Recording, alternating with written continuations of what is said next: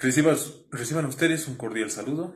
Estamos aquí nuevamente para poder llevar a cabo las actividades que nos habíamos propuesto concluir, a pesar de las dificultades que nosotros tenemos, sobre todo a pesar de la distancia, pero siempre con la esperanza de que en algún día, en algún momento nosotros nos vamos a poder reencontrar. Y hasta ese momento, todo lo que nosotros estamos aprendiendo nos sirva como una enseñanza muy particular de todo aquello que nosotros estamos atravesando. Bueno, vamos a continuar nuestro avance específicamente con respecto al tema de la Virgen María. Nos habíamos quedado nosotros en la figura de la Santísima Virgen María para la religión católica, ¿ya? Y haciendo una especie de retrospección, es decir, tratando de identificar, tratando de ver dónde nosotros nos habíamos quedado, hacemos una pequeña reminiscencia sobre el papel importante que tiene la persona de María en la historia de la salvación. Recordemos que la historia de la salvación es todo aquel conjunto de acontecimientos que se suscitan a lo largo de la historia, en los cuales nosotros percibimos o tenemos específicamente la presencia de Dios en la vida de las personas. Esta historia de la salvación llega a nosotros de la mano del pueblo judío. No debemos olvidar que como cristianos nosotros somos los herederos directamente de lo que sería esta tradición. Estas enseñanzas nos enseñan a nosotros que las personas son las elegidas para llevar a cabo un papel fundamental. Es decir, que ellos no nacen con una vocación en específico.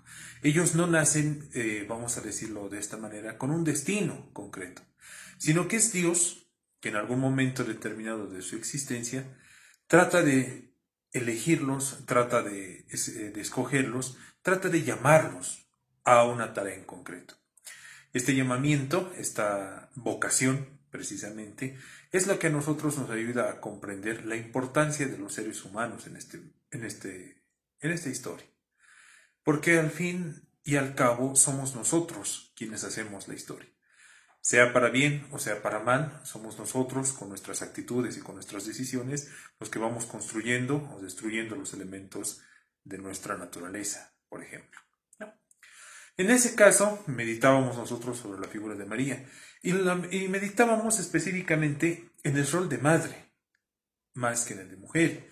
Nosotros sabemos que Jesús tuvo una madre, tuvo un padre. En este caso, el padre fue José, el esposo de la Virgen María, con quien ella estaba desposado, quien decide tomarla por esposa y quien decide, sobre todo, no repudiarla, aún sabiendo que ella estaba embarazada, por obra y gracia del Espíritu Santo y no por una situación meramente humana, ¿no? Podríamos resumirlo de esa manera.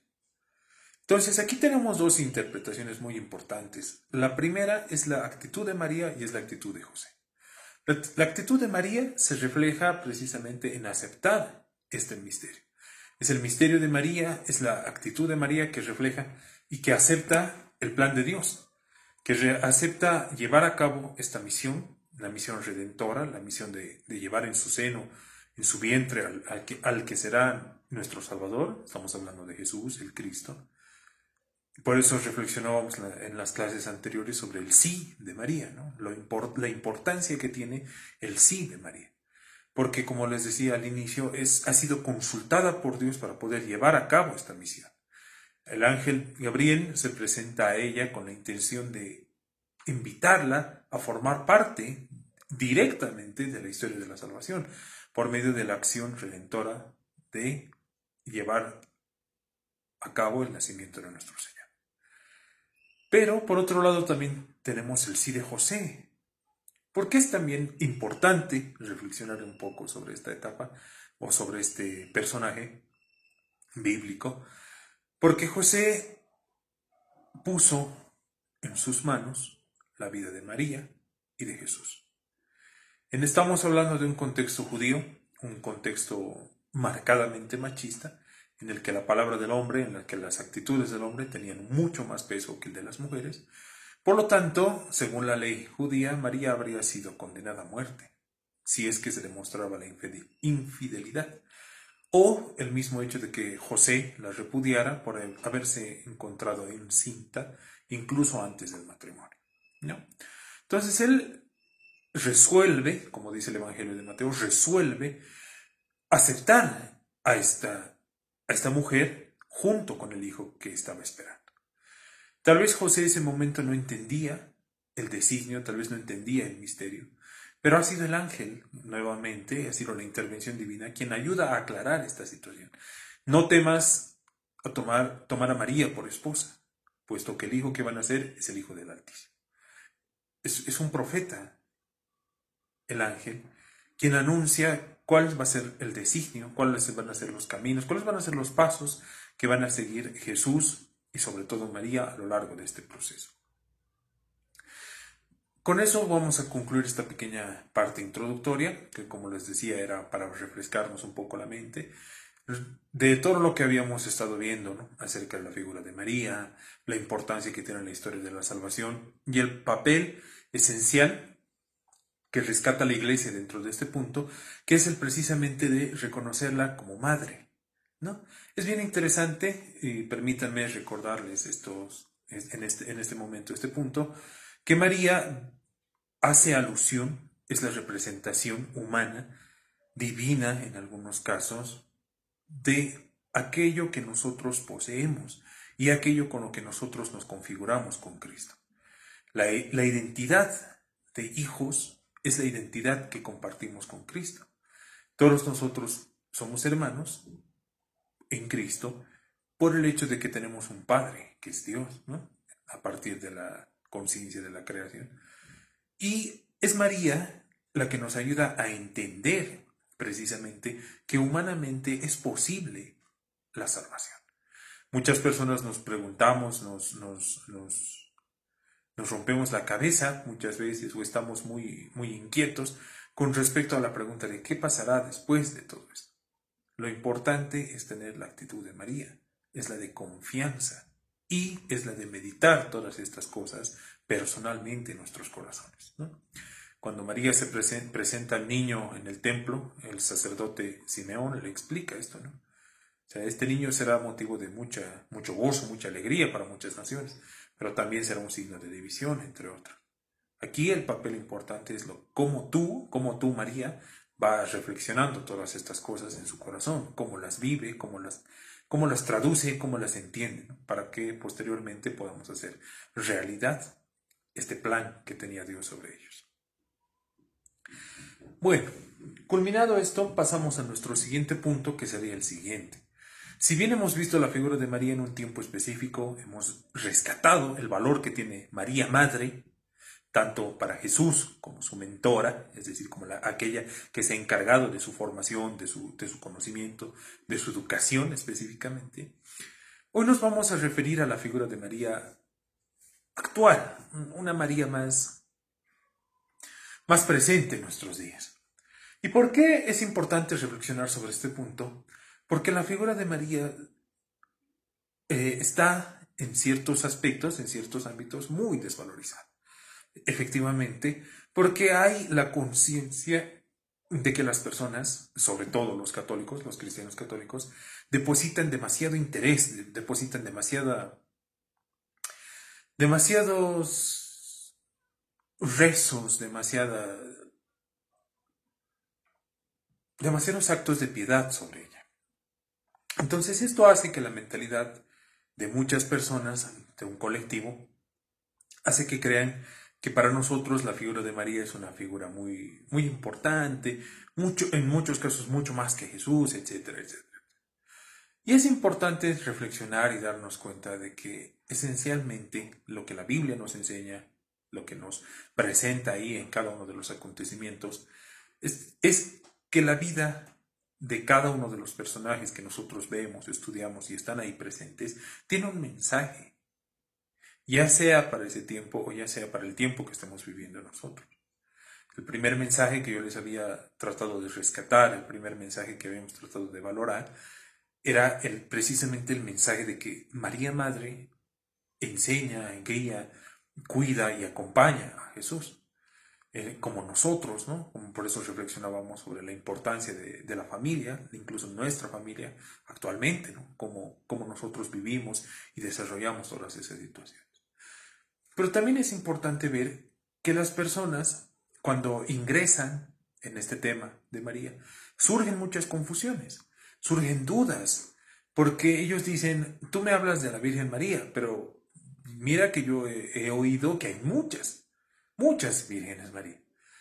Hay la Virgen de Guadalupe, tenemos la Virgen del Pilar, la Virgen del Socavón, la Virgen de Copacabana, y llega a la pregunta a nosotros, ¿hay una sola Virgen María o son varias? La respuesta a esto, lo que nos da la Iglesia, es la siguiente, que existe solo una Virgen María, solo una Madre de nuestro Salvador, solo una Madre del Redentor. Las representaciones que a partir de María se han hecho o han surgido son precisamente las que denominamos advocaciones marianas.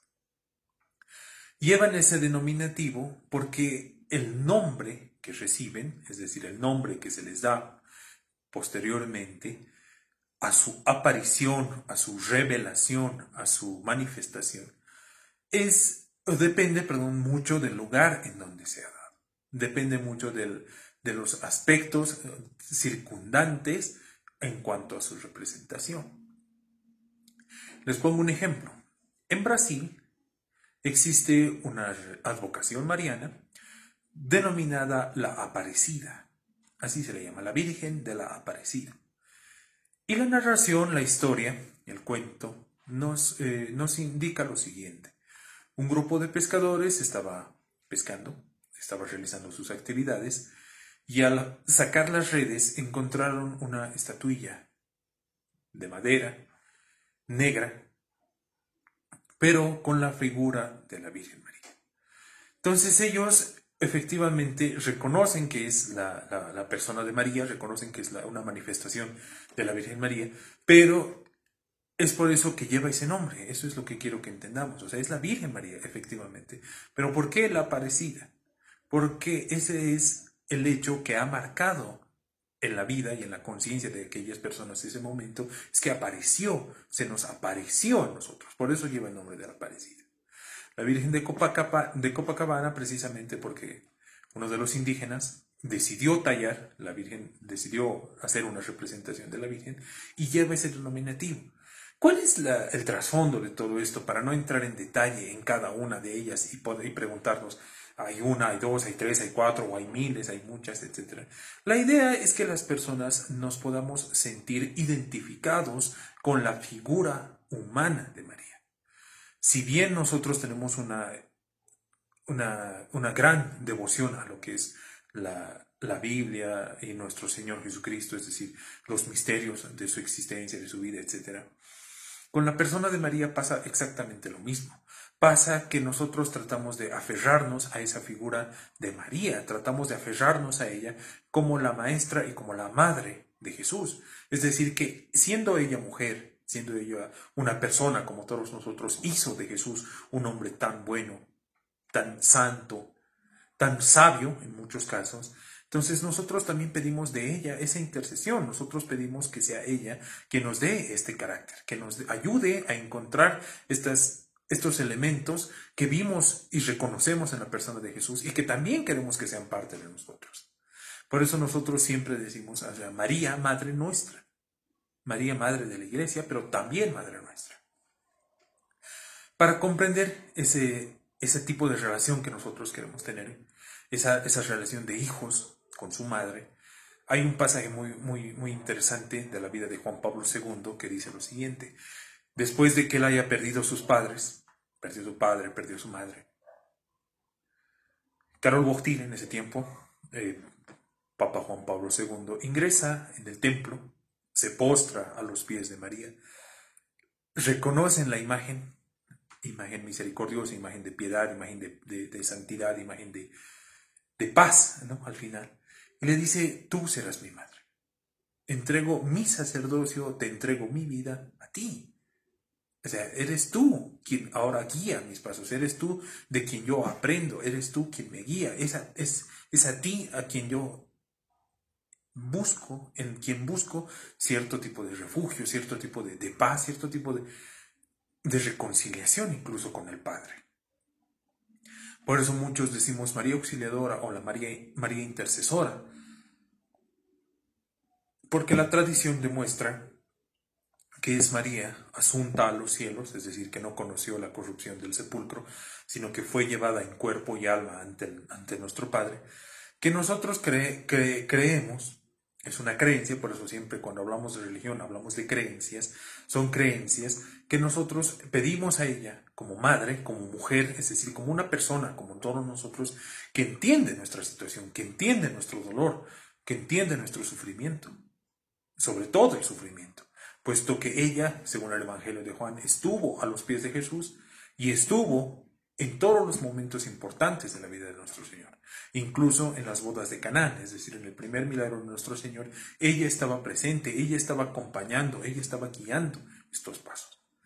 Entonces, para ir aclarando un poquito, para ir aterrizando todo este punto, es de parte de nosotros darnos cuenta de que, si bien hay muchas personas que creen que María para nosotros es un signo de adoración, es un signo de incluso de idolatría, porque ellos creen que nosotros le damos el lugar de Dios, es decir, el lugar que no le corresponde, es también tarea de nosotros hacerles comprender y comprender nosotros mismos que más bien es esta figura de retroalimentación. Es una figura de autoconocimiento. Como madres y como hijos, es decir, como padres, madres e hijos. Siempre escuchamos de parte de los padres decir, pero nunca hubo una escuela de padres, pero no hay una escuela de padres, efectivamente. Pero si nosotros como creyentes revisamos como nuevamente el Evangelio, ahí encontramos ciertos elementos que nos ayudan a comprender esta situación desde el Padre. La primera es que María en ningún momento ha abandonado a su Hijo Jesús. Entonces aquí ya tenemos nosotros una clave como padres. ¿Qué es lo que tengo que hacer? ¿Qué es lo que debería hacer? Bueno, lo primero que tienes que hacer es no abandonarnos, pese la situación, o sea cual fuere el momento en el que estén atravesando tus hijos. ¿Se dan cuenta? María no aconseja. En el Evangelio muy poco vemos consejos de María, acciones directas de María, es decir, no se resalta mucho la actitud. ¿Qué es lo que resaltan? Resaltan precisamente el hecho del acompañamiento, el hecho de que estuvo ahí. Y ese es el punto que nosotros debemos tomar en cuenta y eso es lo que nosotros debemos analizar. O sea, María estuvo ahí para su hijo. Entonces yo soy papá, yo asumí esta responsabilidad de padre. Entonces, ¿qué es lo que me están exigiendo a mí? ¿Qué es lo que está pidiendo de mí esta situación? Precisamente el acompañamiento, el escuchar, el comprender, el aprender de mi hijo. Muchas personas como papás asumimos mucho el rol de que yo tengo que enseñar, que yo tengo que dar, que yo tengo que guiar, que yo tengo que sacarlos, que yo soy la cabeza. Pero a veces no olvidamos de que ellos están viviendo este tiempo tal vez mucho mejor que nosotros porque están en relación con muchas cosas específicas de este tiempo. Ejemplo, la tecnología, que como docentes y como padres de familia actualmente nos está golpeando mucho. El hecho de adaptarnos a dar las clases, en este caso estamos hablando de clases, concretamente de una manera distinta a la que estamos acostumbrados. Nos mueve, nos transforma, nos obliga, nos llama a adaptarnos a este tiempo. Cosa de que tal vez nuestros estudiantes ya lo han hecho o ya lo saben. Cosa de que para ellos es mucho más sencillo acceder, transformar, identificar, moverse, hacer, etc. ¿Se dan cuenta? Hay que aprender a reconocer lo que ellos tienen que enseñarnos a nosotros, lo que ellos quieren enseñarnos y lo que nosotros podemos aprender de ellos. Con esto, queridos estudiantes, vamos culminando, ¿no? Lo que es esta figura de María. Nuevamente recordarles que el objetivo de la iglesia, de tener a la figura de María en la vida de la iglesia, en el catecismo de la iglesia, es precisamente el de recordar que somos hijos y que como hijos tenemos una misión que es la de aprender y la de enseñar. Al final, María, siendo madre, aprendió mucho de su hijo Jesús. Entonces somos nosotros también los llamados a enseñar a nuestros padres aquello que tal vez ellos necesitan de nosotros. Tal vez no sean muchas cosas, ¿no? Como ellos piensan. Tal vez no les podemos enseñar muchas cosas, pero sí les podemos enseñar de paciencia. Pero sí les podemos enseñar de alegría auténtica. Sí nos pueden enseñar de lo que es precisamente esperanza. Espero que en este tiempo que nosotros estamos atravesando, un tiempo difícil, hay que reconocerlo, pero es un tiempo en el cual ustedes están aprendiendo y están enseñando. Que se les quede bien grabado eso a ustedes, queridos estudiantes. Ustedes se están volviendo ahora maestros de sus padres e incluso de nosotros mismos. Porque ustedes nos pueden decir, profesor, esto tenemos que modificar, esto podemos cambiar. De esta manera entiendo más, de esta manera no entiendo. O sea, ustedes tienen que también elevar su voz y hacernos entender a nosotros de que no somos nosotros los que guiamos el mundo, sino que son ustedes quienes pueden darnos algunas pautas, ¿no? Y como les digo, específicamente, pautas sobre cómo debemos mantener la relación en familia, sobre todo. Espero que este video nos ayude a comprender un poco más de los temas que nosotros estamos viendo, específicamente del tema de María. Agradezco la posibilidad de que en esta plataforma nosotros tengamos la parte aquí abajo de los comentarios en los cuales ustedes van a poder realizar cualquier tipo de pregunta. Estoy totalmente dispuesto, totalmente a disposición absoluta de ustedes para poder responder cualquier duda que se vaya presentando y vamos a poder así de esta manera retroalimentar la información que nosotros personalmente les estoy dando, la información que les estoy dando. Espero que haya sido un video informativo que nos ayude a buscar y a descubrir nuevas formas de aprendizaje y lo más importante, que nos ayude a nosotros a crecer siempre un poco más. Les agradezco mucho por su atención. Tengan ustedes un buen día.